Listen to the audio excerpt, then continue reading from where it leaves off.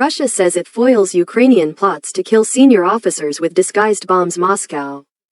December 26, Reuters. Russia's Federal Security Service said on Thursday it had foiled several plots by Ukrainian intelligence services to kill high-ranking Russian officers and their families in Moscow, using bombs disguised as powerbanks or document folders. On December 17, Ukraine's SBU intelligence service killed Lieutenant General Kirillov, chief of Russia's nuclear, biological and chemical protection troops, in Moscow outside his apartment building by detonating a bomb attached to an electric scooter. An SBU source confirmed to Reuters that the Ukrainian intelligence agency had been behind the hit.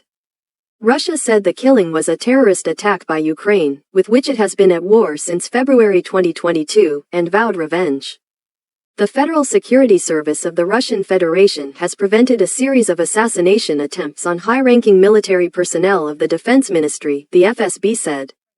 4 Russian citizens involved in the preparation of these attacks have been detained, it said in a statement.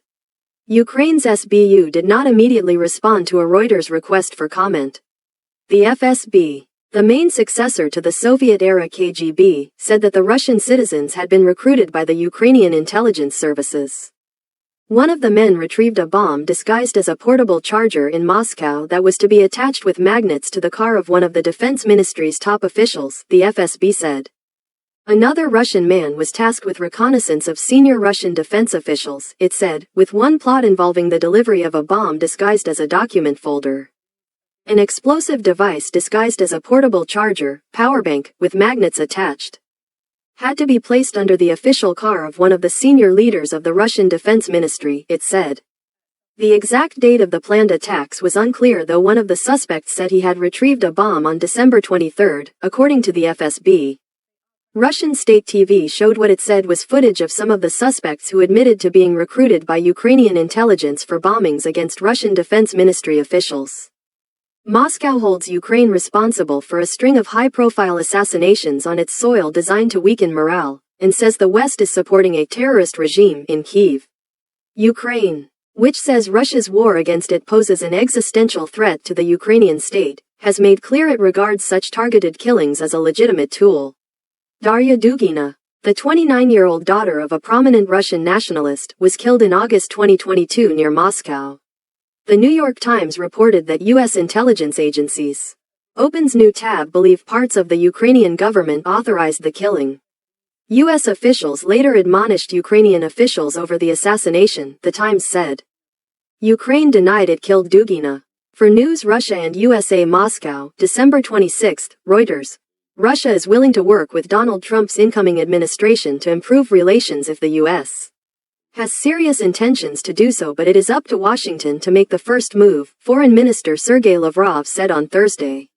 Trump, who will return as U.S. President on January 20, styles himself as a master dealmaker and has vowed to swiftly end the war in Ukraine, but not set out how he might achieve that beyond getting President Vladimir Putin and Ukrainian counterpart, President Volodymyr Zelensky, to agree to end the fighting. Trump's designated Ukraine envoy, retired Lieutenant General Kirillov, told Fox News on December 18 that both sides were ready for peace talks. Open's new tab, and that Trump was in a perfect position to execute a deal to end the war. If the signals that are coming from the new team in Washington to restore the dialogue that Washington interrupted after the start of a special military operation, war in Ukraine, are serious, of course we will respond to them, Lavrov told reporters in Moscow. But the Americans broke off the dialogue, so they should make the first move, Lavrov, Putin's foreign minister for over 20 years, told reporters in Moscow. Russia's 2022 invasion of Ukraine has left tens of thousands of dead, displaced millions of people, and triggered the biggest rupture in relations between Moscow and the West since the 1962 Cuban Missile Crisis. U.S. officials cast Russia as a corrupt autocracy that is the biggest nation-state threat to the United States and has meddled in U.S. elections, jailed U.S. citizens on false charges, and perpetrated sabotage campaigns against U.S. allies. Russian officials say the U.S. is a declining power that has repeatedly ignored Russia's interests since the 1991 breakup of the Soviet Union.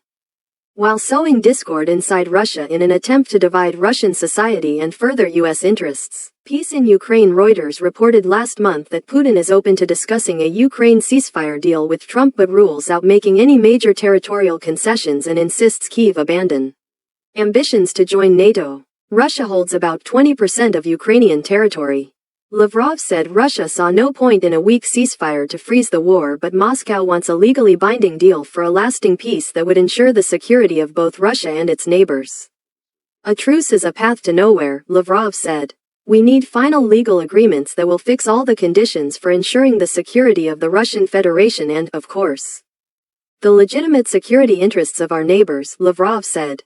He added that Moscow wanted the legal documents drafted in such a way as to ensure the impossibility of violating these agreements. Putin says an arrogant West led by the United States ignored Russia's post-Soviet interests, tried to pull Ukraine into its orbit since 2014 and then used Ukraine to fight a proxy war aimed at weakening, and ultimately destroying, Russia. After a pro-Russian president was toppled in Ukraine's 2014 Maidan Revolution aimed at closer Western ties, Russia annexed the Crimea region and began giving military support to pro-Russian separatists in eastern Ukraine. The West says Russia's invasion of Ukraine was an imperial-style land grab by Moscow that has strengthened the NATO military alliance and weakened Russia. Ukraine's Zelensky said on Sunday that its membership of NATO is achievable, but that Kyiv will have to fight to persuade Western allies to make it happen. Thank you so much. See you next videos.